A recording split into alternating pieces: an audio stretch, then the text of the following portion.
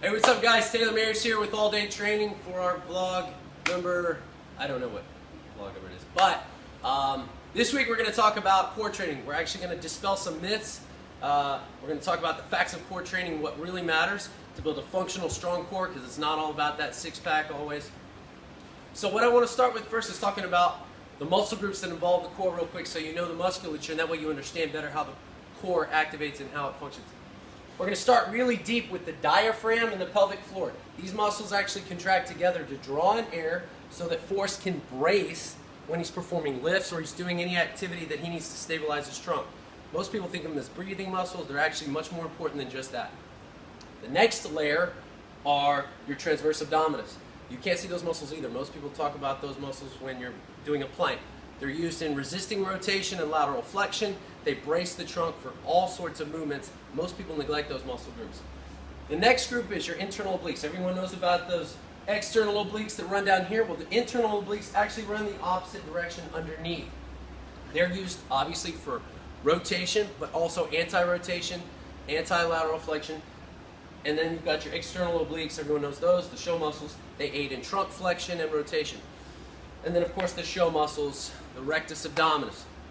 And then, of course, if we would go further, we would say you've got your quadratus lumborum, your spinal erectors, right, your erector spinae that runs up. These all these muscles encompass the core, and they're all necessary, not just to build a strong muscular physique, but also just to be functionally strong and be fit and not be injured. So what I'm going to do is show you a few movements that I use with clients and athletes that are not only good for building that ironclad six-pack, but they're also functional fitness moves. I hate using that term all the time, but the point is there's transfer there. They're not only looking better, but they're actually performing better too on all their lifts and just life in general. So Forrest is going to come with me to the cable.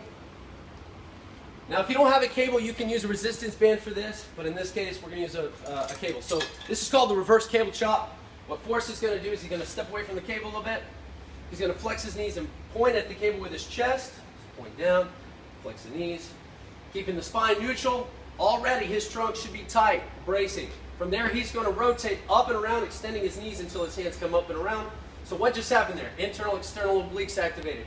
Even your rectus abdominis did a little bit. And then of course, quadratus lumborum, all these other muscle groups to stabilize the trunk, not just rotate. That's a functional fitness type move because it has application to sport and you're building those six-packs. If you don't want to do rotation, you can do what's called an anti-rotation movement where he brings the hands in. This is called the Palloff press. He's going to stabilize his trunk, his lower back, his transverse abdominis are all going to get tight to stabilize, resist that rotation, that lateral flexion, and he's going to press out and hold. You can either do this for reps while your trunk stabilizes and doesn't move, or you can just hold it in place for a count. All right?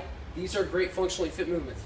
Another really cool tool I like to use is the jungle gym. So what Forrest is going to do is called an ab rollout. Most of you have heard of this. You can use a stability ball, you can use an ab roller. We're going to use a jungle gym or a TRX.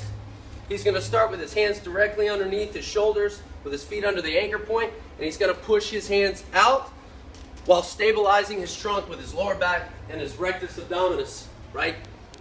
So go out and hold. So he's going to go out and hold. And what's really cool is this exercise works a lot on the show muscles. So if you want to work on the trunk muscles, you go ahead and back up before he falls on the floor. Rectus abdominis, this is great for that because it controls the extension. He's trying to fight extension with his abdominals, and even his lower back's getting stronger. So if you've got a weak lower back or weak trunk in general, this is great as a functionally fit move and good for putting on the show muscles, working on the rectus abdominis, the six-pack, all right? Here's two unconventional movements that I use with clients that most people don't realize work on core strength, and that's weighted carries, okay? Most people think that weighted carries are only for building strength in the shoulders and the upper back and the legs and conditioning, but in actuality, they're the king of core fitness. So what he's going to do is he's just going to pick it up and he's going to walk, turn and walk back. That's all he's going to do real quick. And while he's doing it, I'm going to explain what's happening. Right now, his lower back is active. His spinal erectors are fighting that rounded back that we all know to avoid. Right now, his transverse abdominals, his rectus abdominis, everything is super tight in here. And now he's going to brace. His diaphragm and pelvic floor just got together and really stabilized his trunk, okay? If you don't want to do a farmer carry, is what that's called with a hex bar, you can use dumbbells, kettlebells. Another one he's going to do, most people don't think about, is a suitcase carry. So he's just going to pick it up with one hand, right now, just standing there, okay, his internal, external obliques and his quadratus lumborum on the back are all fighting that, do this lateral flexion. So it's called an anti-lateral flexion. Weighted carries can be done with almost anything, guys. You can walk for distance, or if you want to go for more strength, go heavier. All right? Set that down. So these all help build ironclad abs, but they're also functional fitness move. So you get away from the crunches and the sit-ups. The last movement I'm going to show you is a body weight movement. Forrest, come over here. Now you may use ab straps if you want. There are lots of modifications for this. Pop up on the box. He's going to do a hanging knee raise. Come around the back side, Ian, so we can see it from the side. Hey, turn off face the other way real quick. So what's happening here? Trunk should be stabilizing. If he lowers his rib cage, lower your rib cage. Already the abdominals. Pull down. There you go. Already his pelvis is pulled under him. Right now his hip flexors and abdominals are already activating. From there, the hip flexors are going to initiate the movement. But here's the thing, guys. If you're going to do a knee raise, you've got to pull the pelvis up under you. For the abdominals, those show muscles, put it back in the box. For the show muscles to engage, you have got to get that pelvis underneath you. I'm going to show you one more time. So his rectus abdominals and his external internal obliques are going to activate. Once his knees get to here, descend the rest of the way up. You have to tilt the pelvis under you to get the entire abdominal wall to activate. And that's something a lot of people miss out on. All right, thanks a lot, brother. So the point of me doing this blog this week was to show you that you got to get out of the habit of the crunches over and over, the thousands of crunches, the plank, the endless planks for 10 minutes. Planks are great, but you got to get out of your box. You got to put some weight on there because the abs are not just endurance muscles. They're made to be stronger, okay? So if you want to look better and you want to perform better, you've got to think outside the box in terms of your core training, guys.